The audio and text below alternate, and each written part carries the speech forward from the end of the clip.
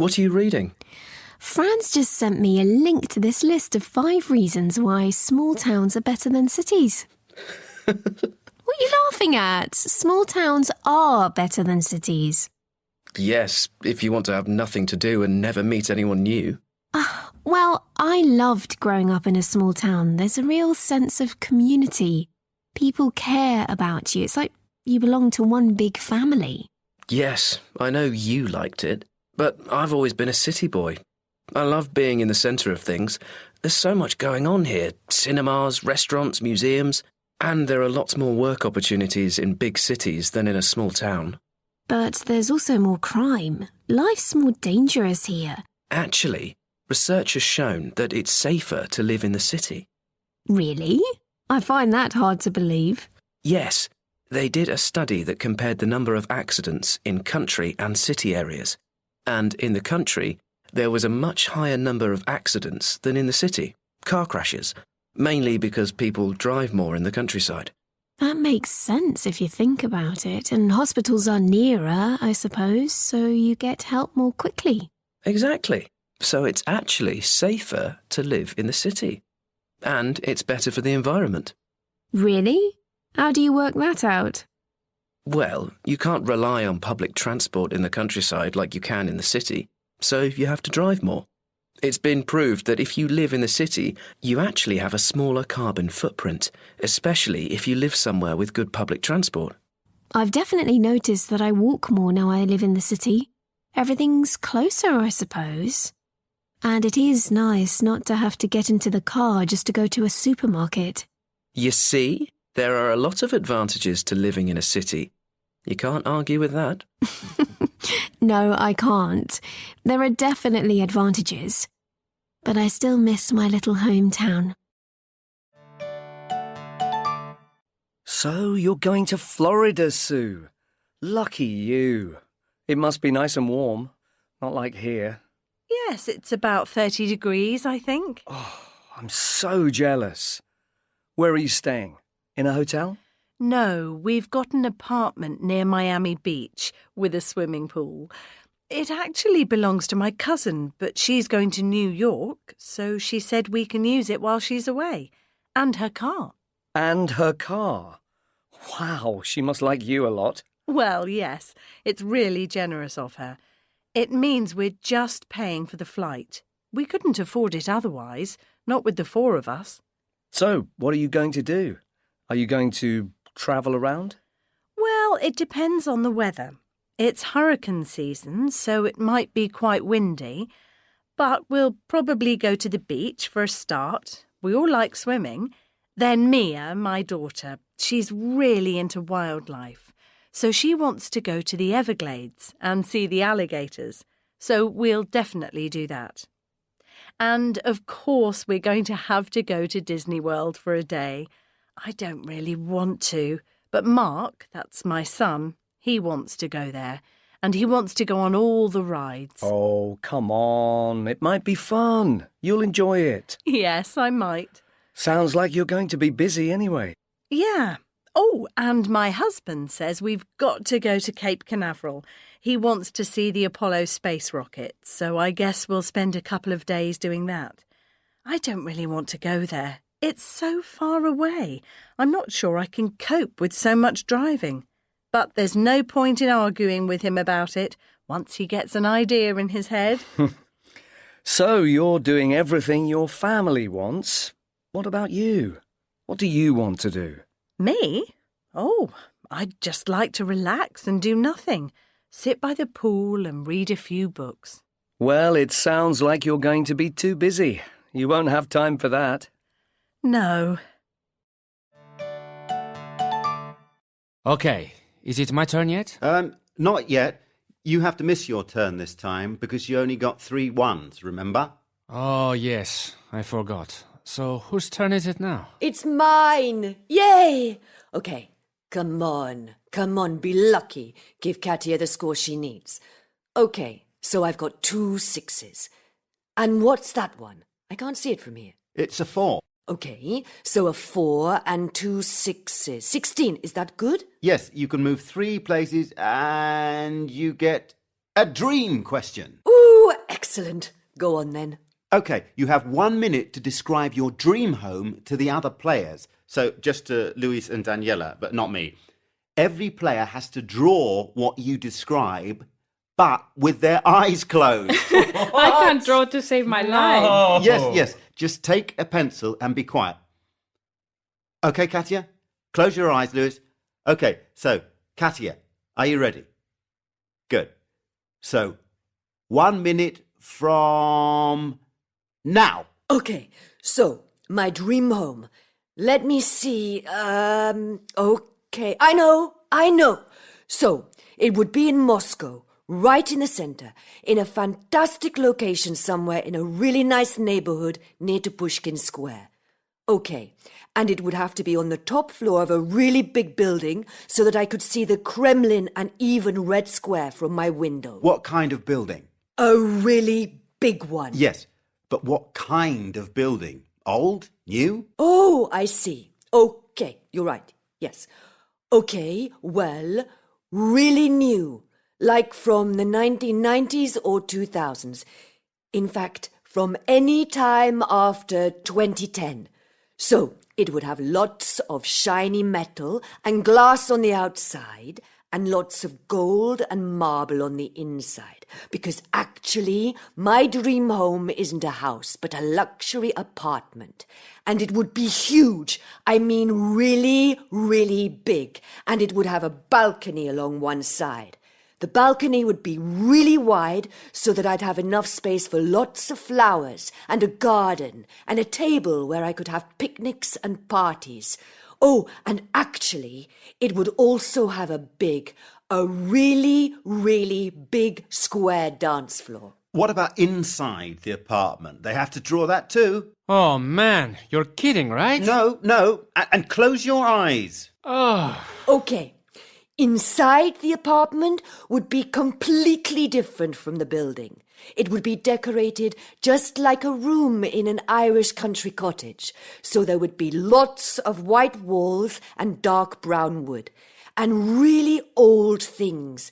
The kitchen would have an old metal oven where I could make cakes and bread and things.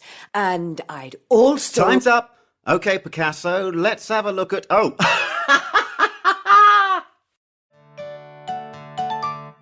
So, shall we go out for dinner? Yeah. I don't feel like cooking. What about you? I'm tired. I don't want to cook either. No, exactly.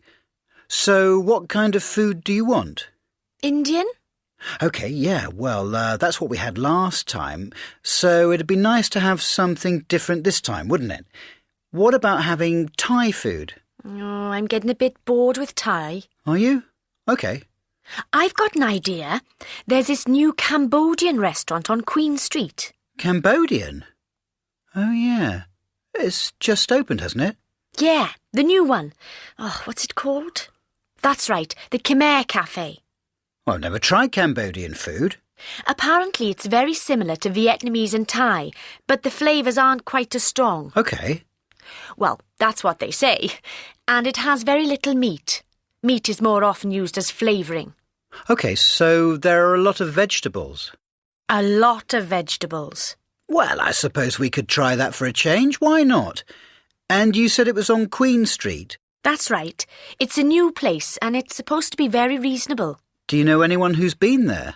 There was a review in the paper which was positive. Said it wasn't cheap, but it wasn't too expensive. And... what else did they say? Good food and nice and clean. Nice atmosphere. OK, let's try that then. Well, I live in a little terraced house with my parents and my younger sister. Our house has got 3 bedrooms, but they're not very big. Downstairs, there's a games room, which is really cool. We've also got a little garden at the back, with a small lawn and a pond. My room is tiny, but it gets a lot of sun.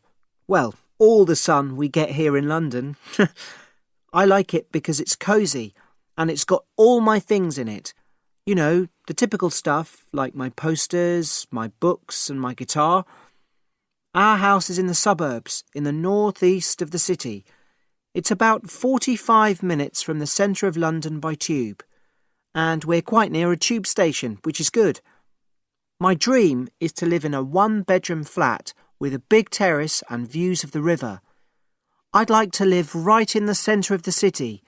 That would be really cool, and you wouldn't have to worry about getting back home on a Saturday night. 2. I live in a 2-bedroom apartment in downtown Manhattan. It's not very big, but I live there with just my mum and our cat, Garfield, so it's okay. It's also got a little terrace and it's quite modern, so it's got good air conditioning and central heating and all that kind of stuff. My room's not very big, but I really like it because it's got fantastic views of the Hudson River. Our apartment is on the 21st floor. We're opposite a big hospital and our street is quite busy, but it's not noisy because we're so high up. I like it here because there's always something going on. But when I finish college, I'd like to live in a motorhome for a few years and travel around the country. There are so many places I'd like to go. My grandparents have got a motorhome and it's really cool. It's even got a kitchen with a dishwasher and washing machine and all that stuff. It's great that you can just move on when you want to. 3. My family and I live in a detached house in the west of Sydney. It's quite a big house and we've got a big garden too, but that's quite normal round here. There are 5 of us in our family, plus 2 dogs, 3 cats and a parrot. We've got 5 bedrooms, a living room and a home cinema downstairs where we watch films. I like my bedroom a lot because there's lots of space in it. Our house is in a quiet street, but we're over an hour from the centre of the city and the sea. The good thing is that we are near to the mountains and they're great for hiking. But my dream is to live on a houseboat with a group of friends. I'd like to live in Sydney Harbour. That's right in the middle of the city. That'd be really cool because you'd be right next to the sea and you'd be in the centre of the city. And it's a bit boring too, out here in the suburbs. For the last 2 months, anthropologists Alice and Rob Smythe have been living in a Himba village. Peter Stewart talked to them about their new home. You don't smell very nice. What have you been doing? We've been collecting cow dung to finish our house. The Himba kids are helping us. It's this hut, right? It looks very simple. Yes, it's one room with just a fireplace to keep us warm at night. We've been building it for 2 weeks. We've built the walls, but the roof is not ready yet. We use dung because mud is too dry. I see. There's no bathroom in your hut, I suppose, so how do you keep clean? Well, we've been using ash to wash our hands and brush our teeth, just like the Himba. I've been taking aromatic smoke saunas, like all Himba women. We haven't been washing our clothes because there isn't enough water. It is only used for drinking. You look thin. Have you been eating enough? We've mainly been eating dried meat and milk. Let us show you the village kitchen. It's that open hut over there.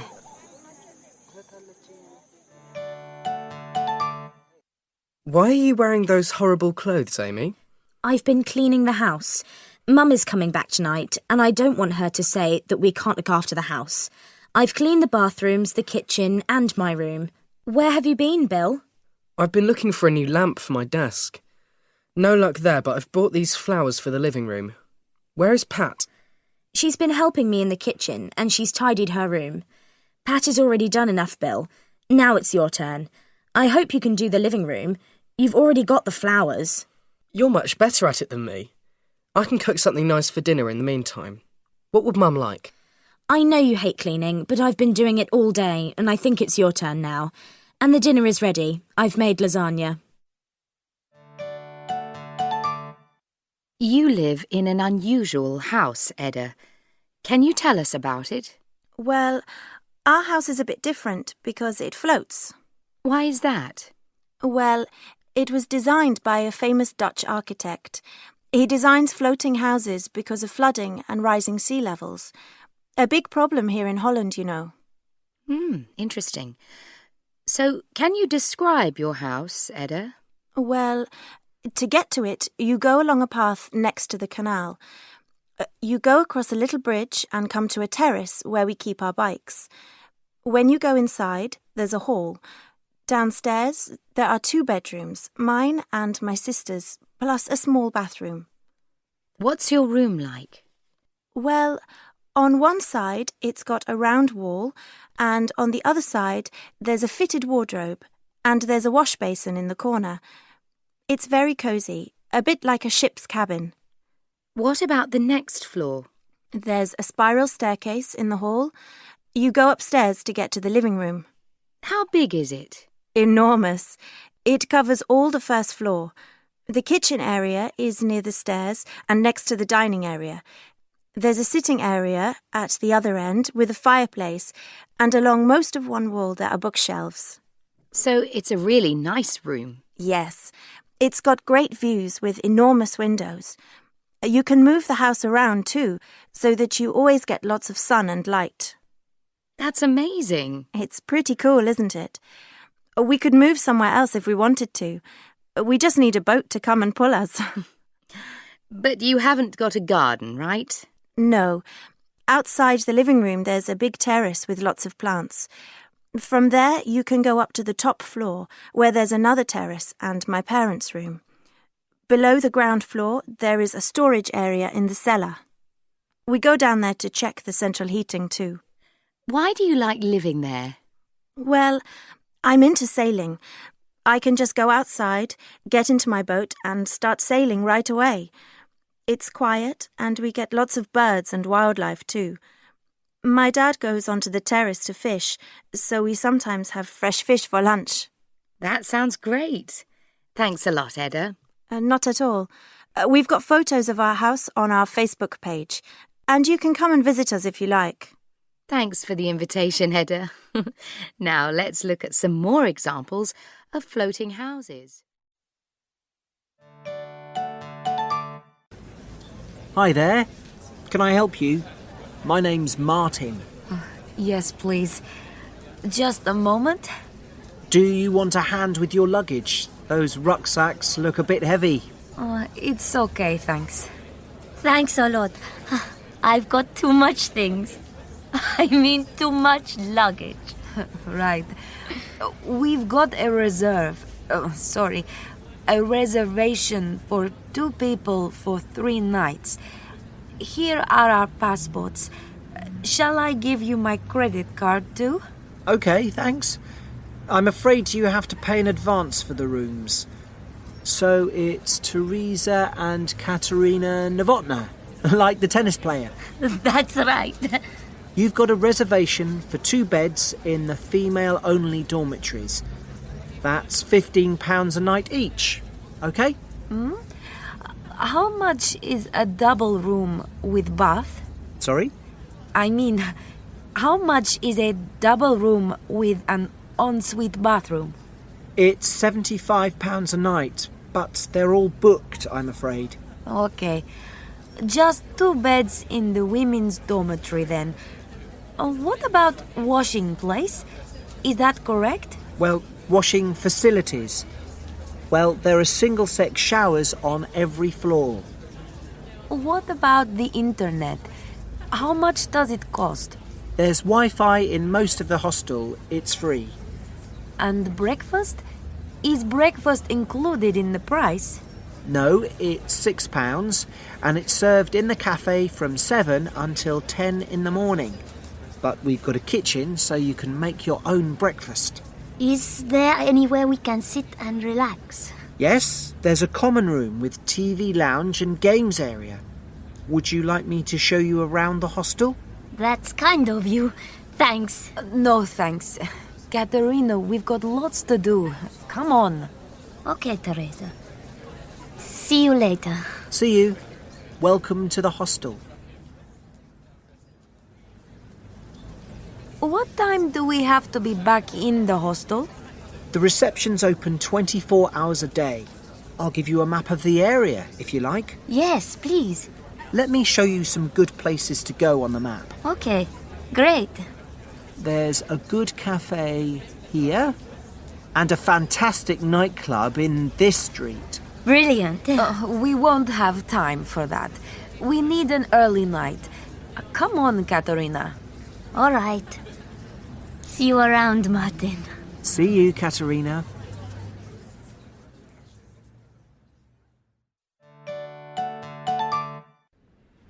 Ladies and gentlemen, welcome to Dubai House. It's a cold and wet day here in London, but there is a chance for you to escape the weather for a short time with a holiday on the Palm Island Resort in Dubai. First, I'm going to tell you a little about the history of the resort, and then I'll show you some photos of the houses you can stay in on the island. Work began on the Palm Island Resort, which gets its name because it looks like a palm tree, in 2001. The island is 5 kilometres long and 5 kilometres wide, and it is the largest man-made island in the world. There is a 300-metre-long bridge to the island from Dubai, so it is easy to drive to. Some people have called it the 8th wonder of the world, and I think you can see why. Builders made the island from sand, which they took from the bottom of the Red Sea. 40,000 workers helped to build the island, and it cost $12.3 billion. The first homes were ready in 2006, and now the island is complete. There are 8,000 homes and over 30 hotels here. Even more amazing than Palm Island is the world. 260 islands in the shape of a world map. It is slightly bigger than Palm Island, and it was also a bit more expensive, costing $14 billion. You can't stay on the world at the moment, but you can visit it. Our next idea is for an even bigger group of islands called the Universe, but we haven't started building that one yet. So, our houses are on Palm Island. They are big. Each house has 4 bedrooms and 6 bathrooms, and up to 10 people can sleep there comfortably. This is a photo of one of the 2 living rooms. As you can see, along one wall is a very large sofa, and on the other side of the room is a TV, only slightly smaller than a cinema screen. The kitchen is even more amazing, with computer-controlled appliances and a table for 10 people. From the kitchen, there is a door to the terrace outside. Go along a path from the terrace through the beautiful garden and you come to the swimming pool. Every house has its own pool. At the front of the house, there is a garage for 2 cars, or we will bring you to the house from the airport for free. All this can be yours. The house costs €644 a week in the summer, or €1,352 a week in December and January, the most popular time of the year. If anyone would like more information, we have brochures here, and you can book a house now if you want. Has anyone got any questions?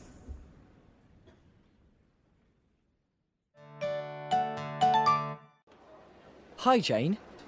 You look busy. What are you doing? I'm doing a food project on pasties. Wow, I love pasties. What have you found out about them? Well, you can find pasties all over Britain and in other countries as well. But real pasties are from Cornwall in the southwest of England.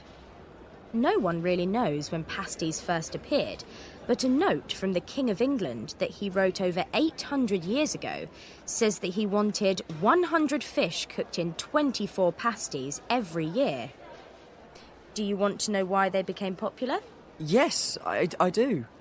Well, for many centuries, men in Cornwall worked underground. It was hard, dirty work, and they couldn't go home during the day for lunch.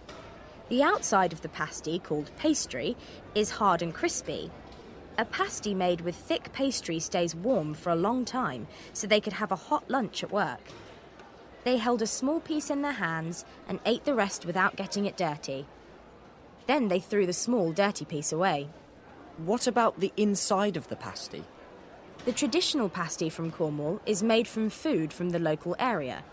Beef and vegetables such as potatoes, onions, carrots are used in the pasty. Most people who ate them were poor, so there wasn't much meat.